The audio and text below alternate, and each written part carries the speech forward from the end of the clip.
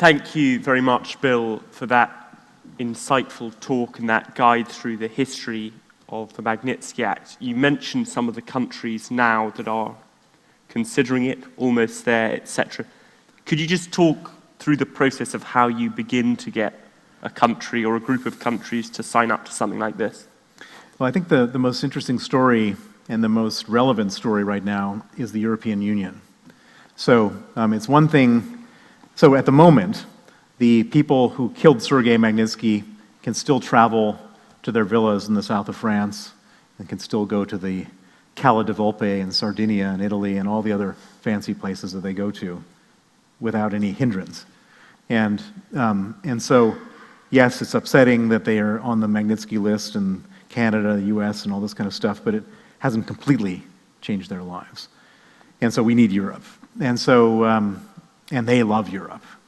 There's no self-respecting Russian crook dictator who doesn't have a house in Côte d'Azur. So I started going to Europe just at the same time as I started going to America to work on this back in 2010. And eventually I was able to get the European Parliament on my side. And in 2014, the European Parliament unanimously passed a resolution calling for the EU to impose the Magnitsky Act. But the trouble with the European Union is that the European Parliament is just effectively a sort of advisory body. It doesn't have any power. It's not like the US Congress. It can't force the European Union to do anything. And there was a woman in the European External Action Service, which is their foreign policy body, an Italian woman named Federica Mogherini. She was this head of the External Action Service, who had been appointed. She wasn't elected by anybody. She was appointed in some strange, untransparent backroom deal to become the foreign policy person. And when she got the request from the European Parliament to say that there should be a Magnitsky Act, she just shook her head and said, no, don't think so. So you have the democratically elected will of the people saying, unanimously saying there should be, and you have a person who was appointed in an untransparent process saying, I don't think so. And so like 3 or 4 more times the European Parliament tried to get Federica Mogherini to change her mind. She just dug her heels in. And at some point I was sort of motioned over by a staff member of hers when I was in Brussels, and he whispered to me, it's never going to happen at the European Union level. If you ever want to make this thing happen, you have to go to individual EU member states and make it happen. So I said, okay. So I went to some individual EU member states, and one of the ones that seemed most ripe for this whole situation was the Netherlands.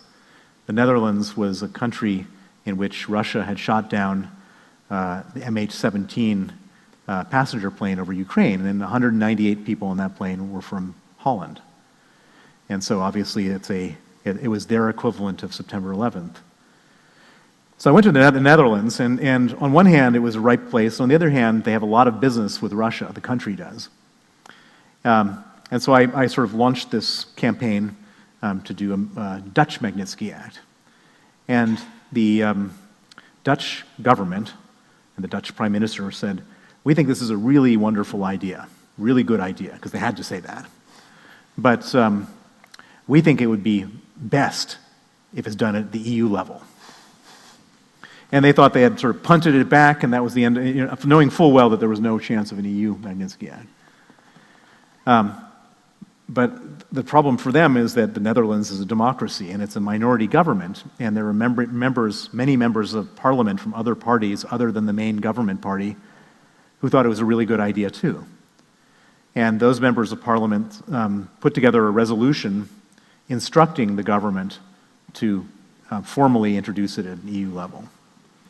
So they put this resolution into play, and the government said, no, we didn't even mean it that way. No, stop it. We think it's a bad idea. And they said, we think it's a good idea. And because it's a minority government, they have like 7 or 9 political parties, the government didn't have a majority. And so the government voted against it. The far right party voted against it. The far left party voted against it. But that was not 50%. And all the other parties voted for it. And it forced their hand. And so they formally introduced, in 2018, at the end of 2018, an EU Magnitsky Act. The problem was, so they formally introduced it, but they did it with such half-hearted effort, it was really embarrassing. And on top of that, they took Sergei Magnitsky's name off of it. They said, actually, this has nothing to do with Magnitsky, it has nothing to do with the resolution, we just think it's a good idea to have a human rights sanction regime. And so they put it in place, and nobody was really fighting for it. And then I started going around to all the other member states, and I went to Germany and France and Denmark and Sweden, and they were all sort of the same opinion, which is they would rather not do their own Magnitsky Act. And so by default, they said, yeah, we support the European one because we don't want to do it ourselves.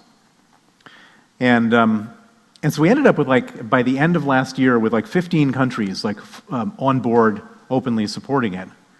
But the problem with the EU is that if you don't get every country, it requires unanimity in order to get foreign policy done.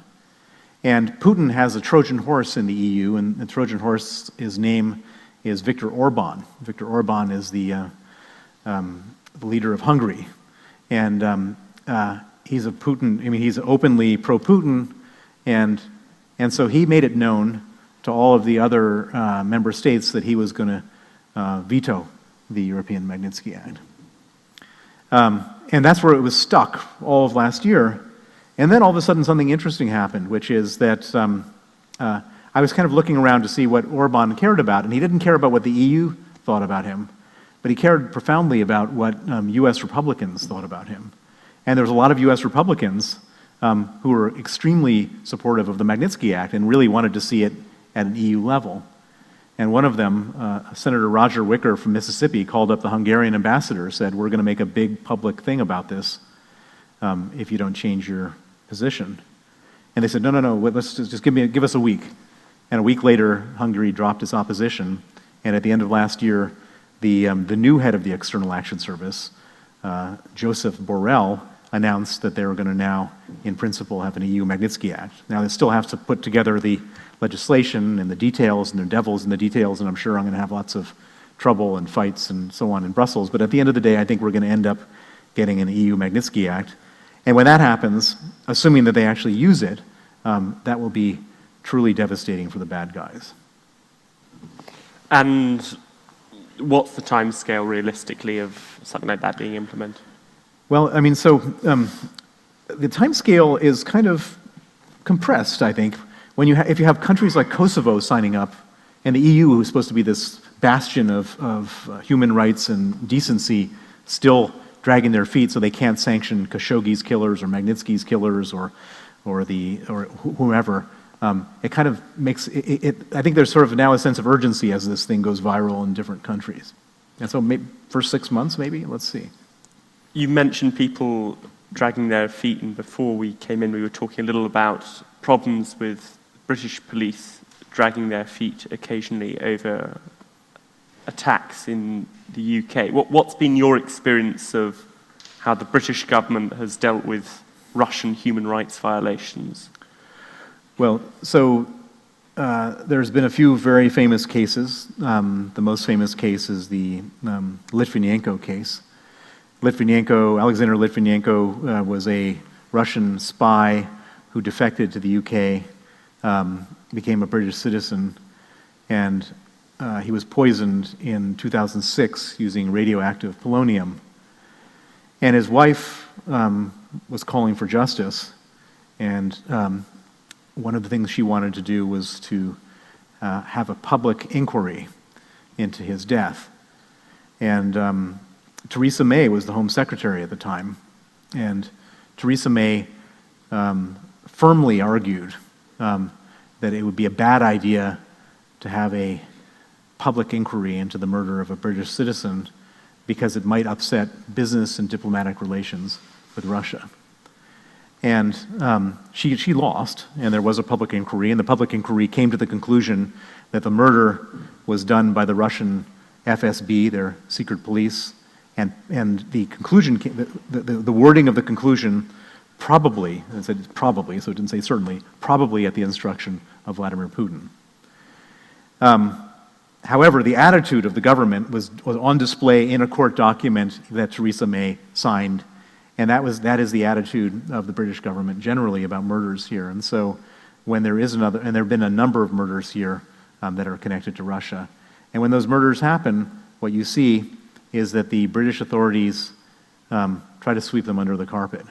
And so, for example, we were involved in a situation in the Magnitsky case where one of the members of the criminal group who stole the $230 million fell out with the other members of the criminal group, fled to the UK, and then came to us with a bunch of bank statements showing us where some of the money went. And we took those bank statements to the Swiss police. The Swiss police froze about $20 million at Credit Suisse and UBS Bank. And then the person, his name was Alexander Perpolichny, who was living in Surrey at the time, was out jogging in front of his house, and he collapsed and died at the age of 44. And the Surrey police refused to investigate it as a suspicious death. They didn't collect any evidence.